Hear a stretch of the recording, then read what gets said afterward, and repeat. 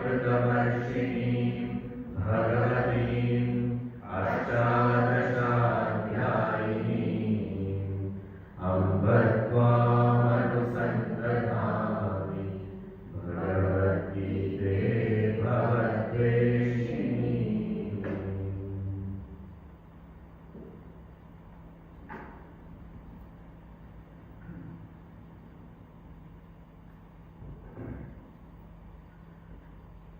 After instructing on the various types of preparations, external as well as internal, Bhagavan is now telling us as to what one should do being seated for meditation. On the seat of meditation, what is supposed to be done? So the two verses that we read yesterday, we can chant them together. Verse numbers 24 and 25. Together we chant. Sankalpa prabhavan kaman tyaktva sarvan sheshatah manasendriyagramam viniyamya samantatah shanai shanai uparamed buddhya dhritigritaya atmasamstam manah krutva na kinchidapi chintayet. So what should we do? Give up something and take up something. Withdraw and apply. Sankalpa prabhavan kaman sarvan asheshatah tyaktva. Tyaktva, having given up. What? Kaman, all types of desires or all the thoughts that are going towards fulfillment of desires. What kind of desires? Where do these desires come from? Sankalpa prabhavan kaman. Those desires which are born out of those fanciful thoughts, sankalpas. Sarvan kaman. All the desiring thoughts. When we sit for meditation, some desires we may drop, but some are still there. So depending on our age, our position, our experiences, there are some desirous thoughts that we don't have. For example, I don't have any desires for toys, so I have given them up. But as Gurudev says, no toy, but the Toyota desire is there. So I want something else. So only objects are changing, but the desires are same.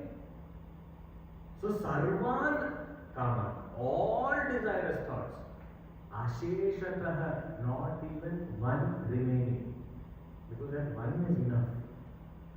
It is not that so many thoughts are, I am overwhelmed by thoughts. No, one thought itself is there, that itself will keep me extroverted, keep me away from this practice of meditation.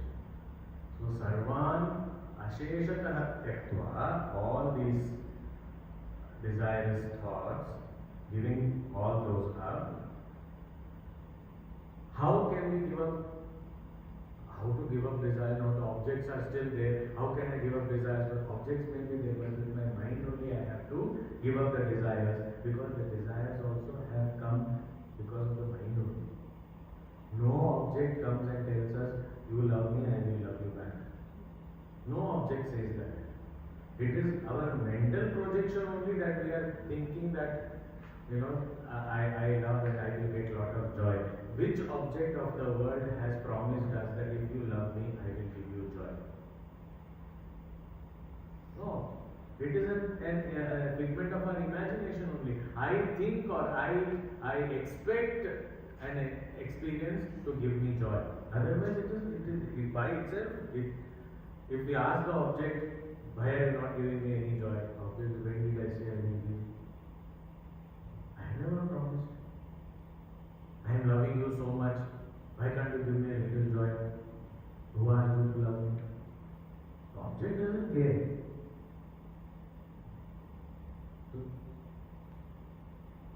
manasa eva, by mind only.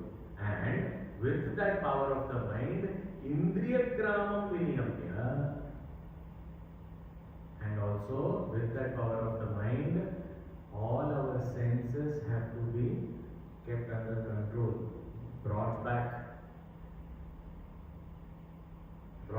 to their places. Means not looking, not hearing, not smelling, tasting, touching. So how do we do that? Already the preparations were given. A clean, solitary place means touching is not going to be a problem. The asana also is such that it is soft but firm. So that kind of asana. So then the touch part, it will not distract me. I sit at a time where there are no sounds, there are no smells. I sit, the place also is free from this kind of smells and sounds. Whatever I see is not something that distracts me. So all the preparation itself assures that I am able to sit in a place where there is no such activity happening. But still here Bhagavan said, manasa, with the mind, this has to be consciously done. Because okay, I may sit in such a place where all these distractions are not there at a time when these distractions are not there, fine. But then if something by chance happens, that time also my mind should not allow that distraction to take me away. So, manasa eva, indriya gramam, viniyamya, samantataha, wherever the senses may be scattered, bring it all. So what are we supposed to do? There are only two reasons for our mind to go out. For example, if we are inside our house, there would be only two reasons for us to go out of our house. One, I suddenly got the desire, let us go out, and I go out. Or sometimes I am not thinking about going out, but someone standing outside is calling me. My friend is calling me. Come out. So I go out. I myself feel like going, or somebody is calling me from outside. These are the only two reasons here it has been said. The first line is, I myself feel like going. So, kamana, all these desires, put them at bay. And second, outside, objects are attracting me through the sense organs. Withdraw them. Close them. So the two reasons for which the mind may wander out, or both those are closed. Okay, having done this, this is not the end. After doing this, only the real work starts. What should I do? Shanai Uparati Buddhya. Now, the buddhi, the intellect takes over. And this buddhi, what does it start doing? Uparati starts. We saw Uparati word. Yes, Uparamate Chittam. We saw this word. Uparati means it is not forceful curbing of something, suppression of desires. No. What is Uparati? Withdrawal means. This Uparati word indicates that I am cheerful and I am happy in that state of withdrawal. I am not interested in any of the field of objects or anything. I am happy. So buddhya, with buddhi means with knowledge only this will come back. That what are you roaming around? That joy, 1,000 times, million times more joy you are going to get with it. Come back. So be happy, look forward to something greater. Don't be there. So with that knowledge, buddhya. But that buddhi also is pulling back the senses, the mind, etc. How? Suddenly, if we suddenly pull it back, all should stop. No. Shanai means slowly, steady. It cannot happen all of a sudden. And therefore, this time the buddhi which is pulling the mind back from the various possible fields, that how should be the buddhi? Dhriti grihitaya buddhi. It has immense patience. Doesn't give up. Slowly. Open. Buddhya dhriti grihitaya. And having pulled it back, what to do? Atma samsthamana kritva. To turn it towards the self. Away from the body, away from the senses, away from the mind. And whatever the mind is generally preoccupied with nowadays, turn its direction. Atma samsthamana kritva. Turning the gaze of the mind towards the self, not looking anywhere else. As I yesterday thought of this possibility of the reflection from the mirror looking at me, that reflection in the mirror, if it looks at me, and then ultimately we say it just merges in me. Merges means it was never separate. There was no separate entity other than me.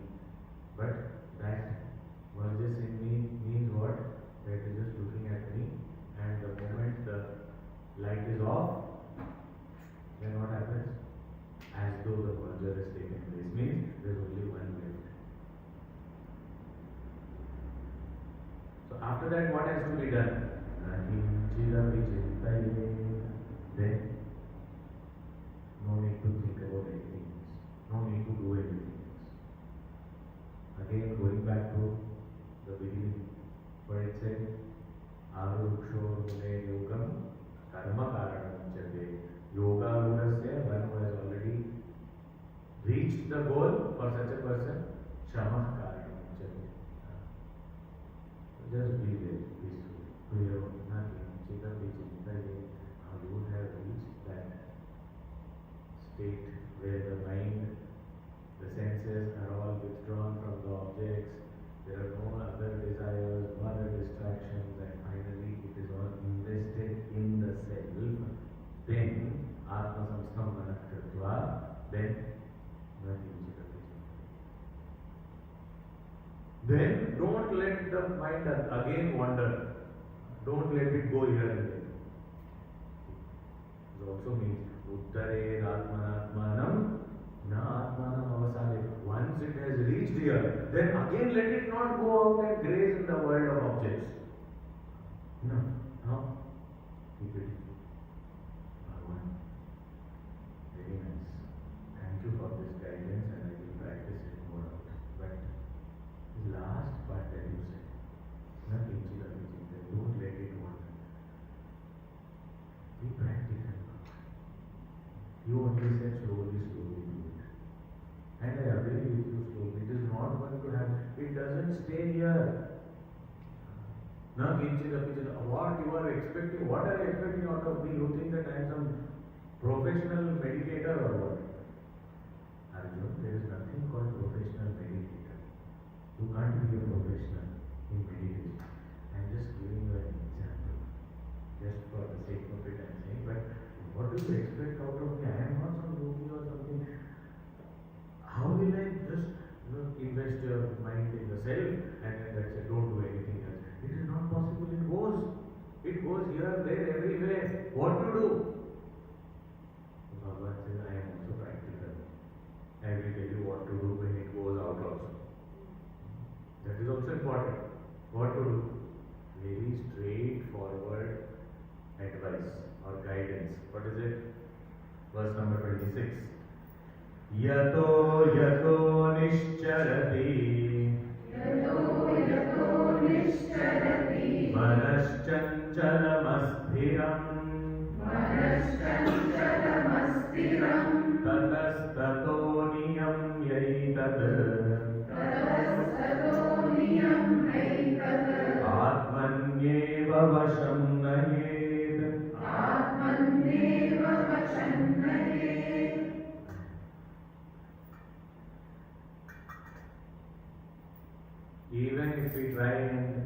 focus the mind, turn it towards the self, still it will go out. Nischarati. So he is saying, yato yato nischarati.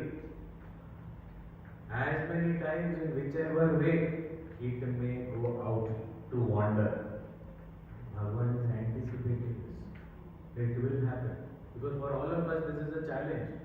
To keep it in one place is very difficult, and that too keeping it within is more difficult.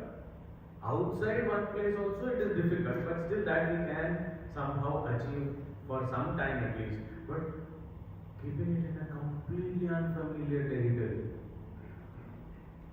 where the existence of mind only is almost getting dissolved. It is very difficult. So the mind wants to go here, there, everywhere. Yato yato nischarati, as many times, as many ways it may go out. Manas chanchalam asthira. What to do? Mind. The mind by nature only it is chanchalam. It is fickle. It is very unsteady. Asthiram. Such a mind. Very restless and unsteady mind. As many times it wants to go, if it goes, tatastato niyam yaitat. You run behind it and catch hold of it and bring it back. And bring it back and do what? Atmanyeva vasham nayet. Invest it back into the self. Means, put it back. As many times it goes, bring it back. This exercise is not alien to us because we do it all the time when there are small, tiny dots who have just learned to crawl or run. Crawling, they seem to be very slow and cautious when people are looking at it. The moment the elders turn around, top speed goes, and whatever they can catch hold of, they pull down. So there will be a tablecloth, they will pull, and on the table all crockery falls down. And then the mother has to run faster than that. The child. So as many times the child catch hold. Then again he goes there, catch up. Goes somewhere. Yato yato nischarati. Tatastato niyam yaitat. Put him back in the same place. Again he goes, even for pets also, small pets, when we train, this is what exactly we have to do. So what it means is, we have to create, earlier it was said mind is your own enemy, mind is your own friend.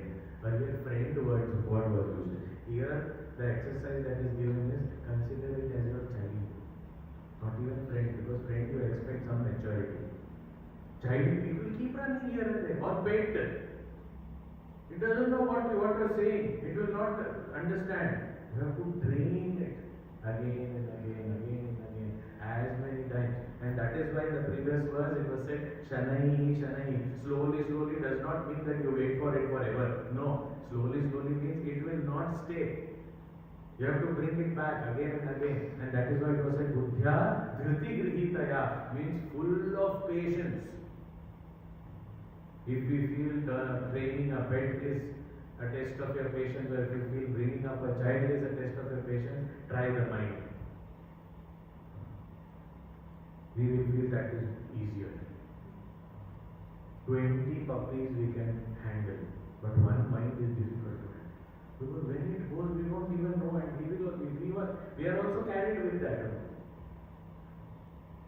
Suddenly, they are sitting there.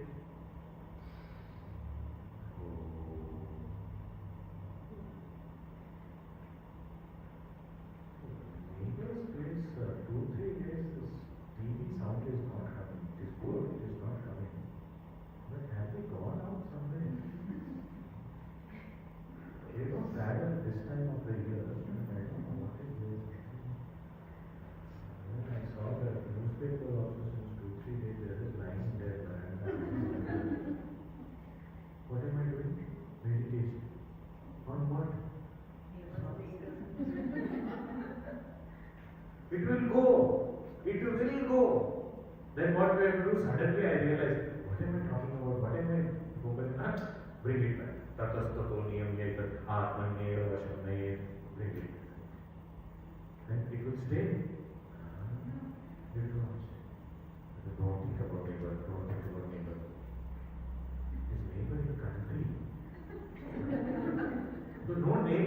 country it will go to, world politics it will go to. Arey, bring back, this is not your job. Sit down, sit here. No thinking about the world. Okay. Cushion is a little comfortable, because it is like a chaila in Pushotara. So it has to be proper, seat should be proper. I think I should get another pillow. But these days, pillows and all, they are filling it with feathers and all. Cotton pillows, they used to be very good. But then nowadays, what to talk about? Agriculture also is not. What are you talking? This will happen, and suddenly, I don't know after how much time we will realize that the mind has gone out, because we are also in that conversation, part of that conversation. Suddenly we will realize, where am I? Bring it back. This is the only way. And this verse number 26 of the 6th chapter of the Gita, this is only called as, there are so many yoga, all chapters are called yoga. This verse is called Abhyasa Yoga. Abhyasa Yoga means the yoga of practice. You have to repeatedly do this. Mind goes out, come back, goes out, come back, bring it back, bring it back. Great patience is required. Tatastato niyamyeta atmanyeva vashamayet.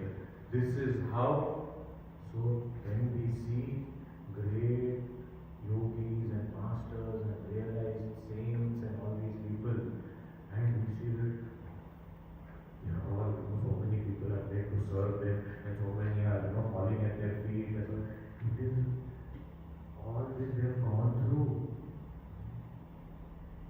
So it is not that it is just glamorous. So many people, they used to say, Gurudev also, they used to look at Gurudev, what silken clothes you are wearing, you are wearing gold watch and all, and everything, golden frame, specs and what is it, moving about in such cars and all, expensive cars and all, so when nobody has seen. This part everyone can see. That does not mean that this is only their life. So many times, none of this will be available. Still they are as happy as they are. In one place, Gurudev was given a bed. He was very tall, but he was given a very short, tiny bed. And then after 2-3 days, the local people realized that Gurudev is much taller than the bed. So they asked, how are you managing? So Gurudev said, what is this? I sleep diagonally. How does it matter? So he did not complain. He did not have any problem about it. So whatever is available, so it is not that that is an essential. But such kind of glamorous thing only we notice. And so, what is this? He is a sannyasi, still he is doing like this, he is doing like this. But this is the real mark of the yogi. This is the real mark of the sannyasi. Not that which we see as glamour. The real struggle is this. And one who has mastered the mind with such patience, bringing it back, and then getting established in the self. That is the glory of a Mahatma. Atmanyeva vashamnanye. Great patience with wings. Then what will happen? How many times have I told you, Arjuna? Again and again you are asking me what will happen. Means if I keep bringing it back, is it worth it? Of course. So what will I get? So here he is saying very beautifully, the next 2 verses we will read. Prashantamanasam hyenam yoginam sukhamuttamam upaiti shantarajasam brahma bhutamakalmasham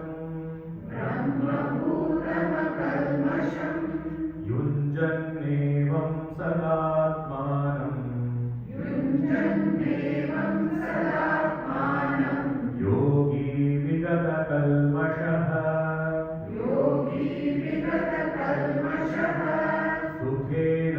Brahma संस्पर्शम्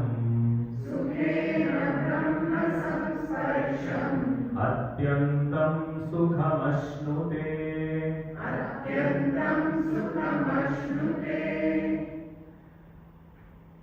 This enam sukham, this sukham, which is yoginam, that yogi, which has become that sukha only, that he has become one with that bliss. Which yogi? He has attained prashanta manasam, whose mind has become still. Prashanta manasam yoginam sukham uttamam. This uttamam sukham, this greatest bliss that the yogi is experiencing in this state where the mind is fully quiet and still. Uparati. It is of the nature of what? Shanta rajasam. It does not have any type of rajasic tendency. Rajasam means any type of agitation, excitement. So this joy, because see, the joys that we have experienced are of various kinds. One type of joy that we have experienced is when we go to sleep. In that dullness and stupor, when we don't know anything, in that sleep we experience joy. So that is one type of joy that we have experienced when there is no other experiences. The other type of joy that we have experienced is on fulfillment of any desire, or even the possibility of fulfillment of any desire. There is so much of excitement, so much of that external thing. I am going to get this, or I will get this, or I got this, I have got this. So whatever it may be, so those degrees of joy we have experienced. And sometimes, after the desire is fulfilled, briefly, the mind becomes quiet and we experience a different kind of joy, where the mind is not agitated, excited, it is peaceful, but I am also experiencing that joy. It is not a state of sleep also, it is not a state of any excitement and gain also, but it is just the mind has become peaceful and happy. So these three are the first one, where in sleep I get this joy. It is called tamasic state, where I don't even know anything. Only after waking up I say, oh, it was such a good sleep, I didn't know anything, I was so happy. So at that time also I didn't have any awareness of myself also. Tamasic state of sleep. In that the joy was there. Second type of joy, where I have this too much of excitement, desires, and that I see the potential fulfillment of the desires and I feel very happy and excited. That excitement and agitation, along with that joy, that is the rajasic type of joy. And the third one is a sattvic type of joy, where the mind is a little peaceful. It is sometimes even after the fulfillment of the desire also, the mind has not yet come up with another desire.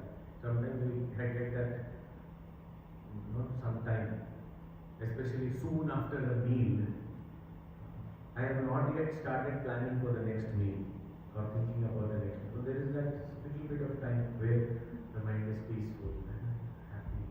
How are you? Very happy.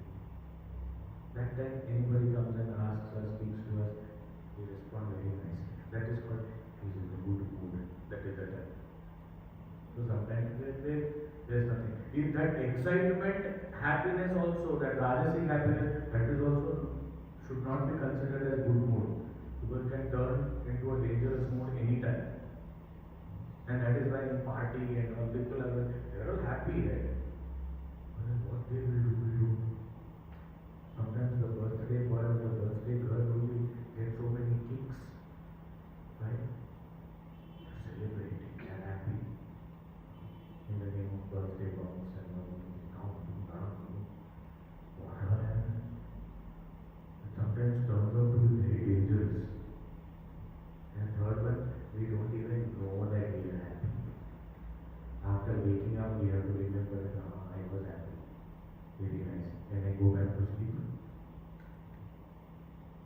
So these three, here he is saying this Sukham Uttamam, this greatest bliss that the yogi is experiencing, this is Uparati Shantara Rasa.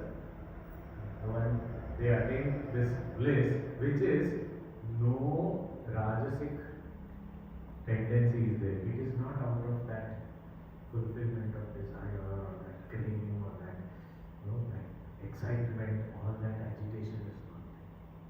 It's also that's a prashanta rasa. The mind is very peaceful. Yet it is not a particular state of mind alone.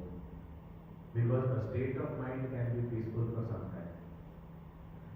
When my mind is peaceful. Sometimes early in the morning and all, after a good sleep, we have had a nice restful sleep, the morning, what we call as, I'm feeling fresh in the morning. That freshness, I am happy and cheerful.